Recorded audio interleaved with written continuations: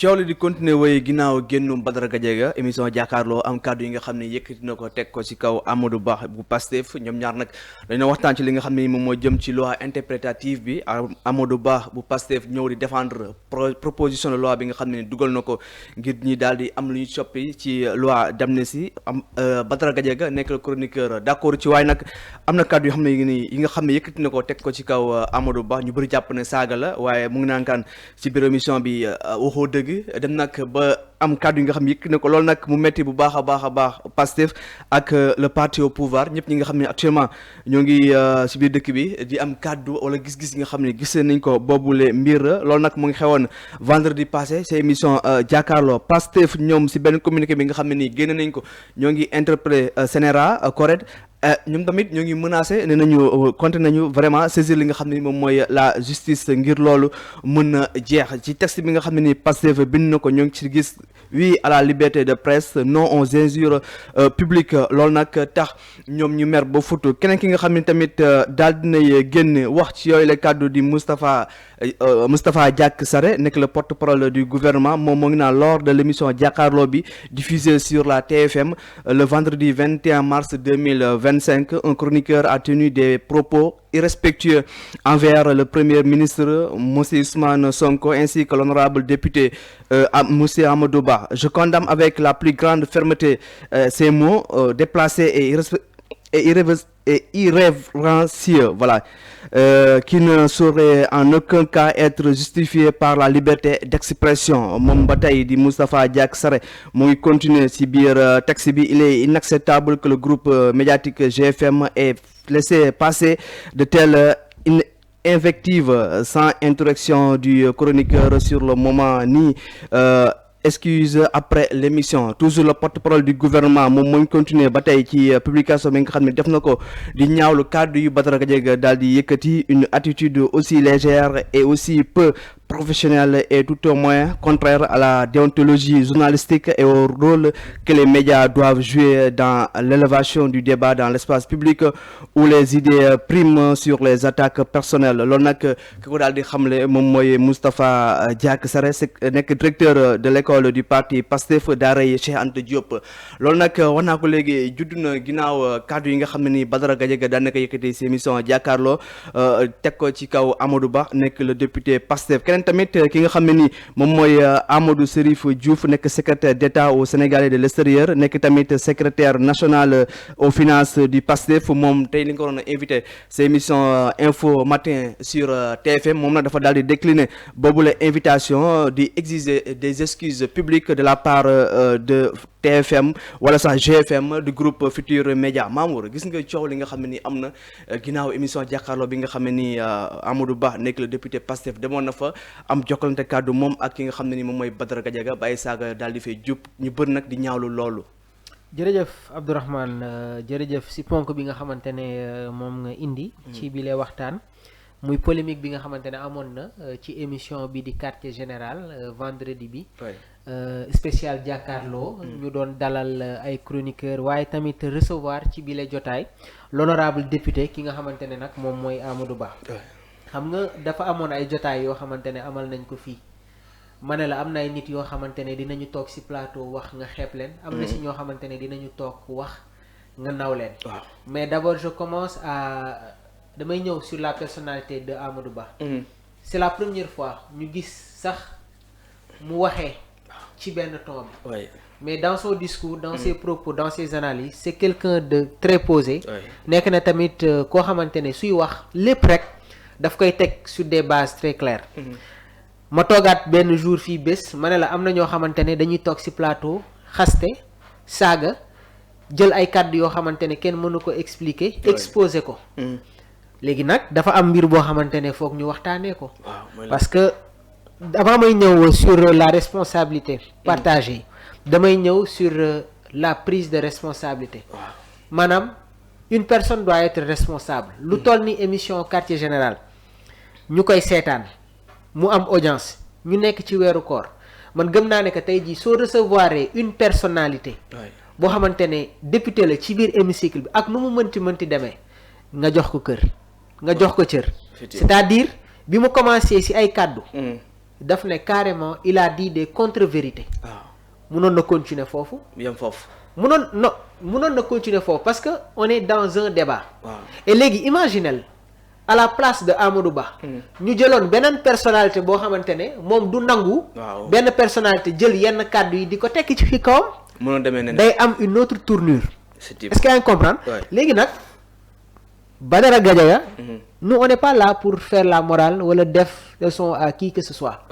parce que chacun est libre de faire sa propre appréciation ku nekk libre na pour joxe sa xalaat dans un sujet parce que lan le Sénégal est un pays démocratique et il faut respecter les acquis démocratiques waaye tamit si acquis yooyu noonu dafa war a am une prise de responsabilité de soi-même c'est-à-dire on peut débattre si ay idées et ku xool Amadou Ba débat bi ñi ngi ko doon tourner sur la loi d'amnistie mi ngi doon wax sur lan l'interprétation mais mënoon nañu egsi foofu mais sooy xool y a eu une première coupure ba le présentateur a voulu sax tempérer un peu jël kàddu bi jox ko kuy zikar pour ñu apaiser mais le sieur Gaye moom bi mu ñëwaatee dafa nekk dans la continuité c'est comme si il voulait rentrer dans une provocation léegi nag il faut saluer la sérénité ak posture bi nga xamante ne Amadou Ba am na ko si bile jotaay waaye su nekkoon keneen la munoon na demee neneen yaa ngi wax lu am solo aussi mooy le calme ak la sérénité bi nga xam ne ni Amadou Ba wane na ko aussi te bu doon keneen la mën na demee neen donc suñu homme d'État yi war nañu am retenu dans certains débats. Non nos hommes d'État ñoom ñi ngi prôner les débats d'idées. Le premier ministre Ousmane Sonko toujours day def ay clarifications.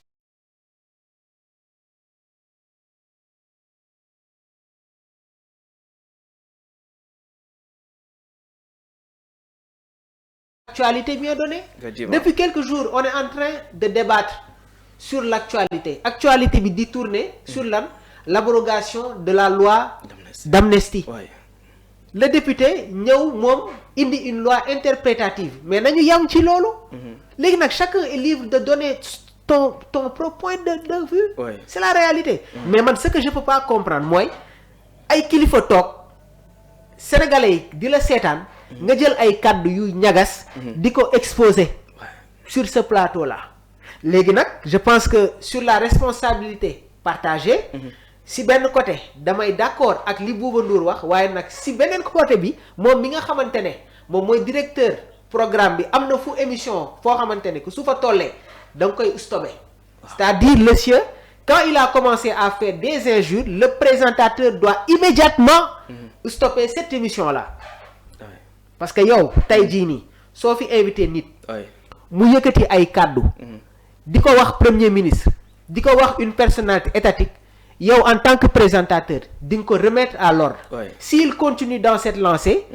tu prends la responsabilité d'arrêter cette émission wala nga xool neneen nooy def moo tax si benn côté bi coow bi amee Pape Cheikh a mis une interférence maanaam si digg bi pour pouvoir calmer les choses bi ñu ñëwaatee Amadou Ba n'a pas parlé mais da nga gis ne que waa ji moom mi ngi continuer toujours dans sa ligne optique léegi nag il doit y avoir une prise de responsabilité ñu jël la réaction de Bouba Ndour moom nee na Bouba Ndour a tenu à rappeler que quartier général existe depuis 10 ans et que depuis son lancement ni les présentateurs ni les chroniqueurs n'ont tenu des propos déplacés beaucoup de personnes m'ont interpellé à ce sujet a-t-il reconnu tout en insistant sur le fait que l'émission jouit d'un fort succès qui peut expliquer certaines réactions léegi nag sànq évoqué naa la une responsabilité partagée sur cette responsabilité selon lui chacun est responsable de ses propos mais si la chaîne aussi am na si une part de responsabilité mu souligner que le groupe Futurs Médias prône avant tout le respect et rejette les discours offensants.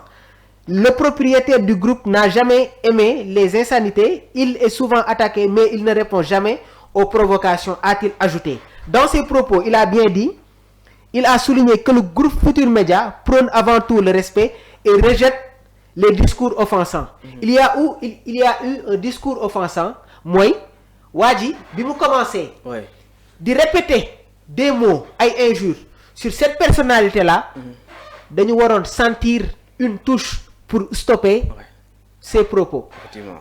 Ça n'a pas été le cas. Effectivement. léegi nag lii ça doit être un exemple. et aussi nag ñu ngi xaar ni les autorités ñu commencé di jël seen ay décision. oui. parce que chacun est libre de s'exprimer mais suñuy waxtaan dañ koy teg sur les débats d'idées. oui et dans le respect ñu aussi. teg ko sur le respect. mais nag aujourd'hui le constat qu'on fait mooy am na ay yenn personnalité yoo xamante ne Abdourahmane suñu waxee doo am une compréhension. suñu waxee ils sont dans la stigmatisation. suñu waxee du ñu teg dara ci kaw table bi loo xamante ne mun na convaincre la population sénégalaise et dinaa la wax une chose. gis nga les députés de Pastef. xam nañu exactement lan mooy seen ay rôle. te nañu tey sur mbirum amnistie bii nii. ci tey. c'est le plus important. alors bëgg naa avant ñu terminer am sa réaction par rapport ak position bu Pastef jël actuellement parce que tamit maa ngi déglu sànq ki nga xam ne moom mooy Khadim Bamba Fall nee na moom tant que GFM génnul présenter ses excuses moom dootul dem tegati fa tànkam ki nga xam ne aussi moom mooy Amadou Serif Diouf nekk tamit secrétaire d'État au Sénégalais de l'extérieur nekk tamit secrétaire national aux finances de Pastef moom tamit dañ ko invité woon tey c'est émission info matin voilà sur TFM moom tamit mu daal décliner boobu la invitation noo gisee aussi position bi nga xam ne ni Pastef jël na ko actuellement par rapport à cette situation. bi ñu invité Amadou Ba il a bien précisé que ay personnalité woon nañ ko. waaw ne ko. mu décliner l'invitation. de cette émission. Amadou Ba sooy xool am na ay plateau yu bëri yoo xamante ne suñ ko invité day dem. surtout sax mu war a ñëw waxtaan ci point yi nga xamante ne soxal na askan wi. donc yow tey jii nii soo recevoir une personnalité boo xamante ne si xam-xam lay wax. mu nekk député mais yow soo fa teewee même su fekkee ne que sax am na ay kàddu yoo xamante ne jaarul yoon wax ba ca teggin ba. waaw Abdourahmane. ñun loolu moom lañ ñu jàngal.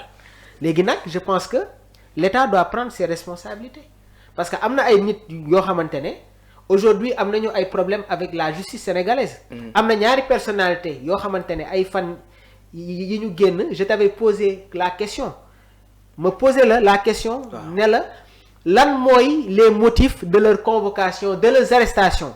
nga ne ma ils ont fait des injures envers le premier ministre Ousmane Sonko. on est en train de parler du premier ministre. on ne parle plus sax d'une personnalité politique bu nekkoon ci opposition bi mais tey jii quoi qu'on puisse dire Ousmane Sonko représente quelque chose dans ce pays-là parce que c'est le premier ministre. c'est le chef du gouvernement mais sooy wax ci moom même si tu n'es pas d'accord avec lui say kàddu na nit yi sentir ne que kii kat il fait des critiques waaye nag am na foo xamante ne du fa yegg dans son discours.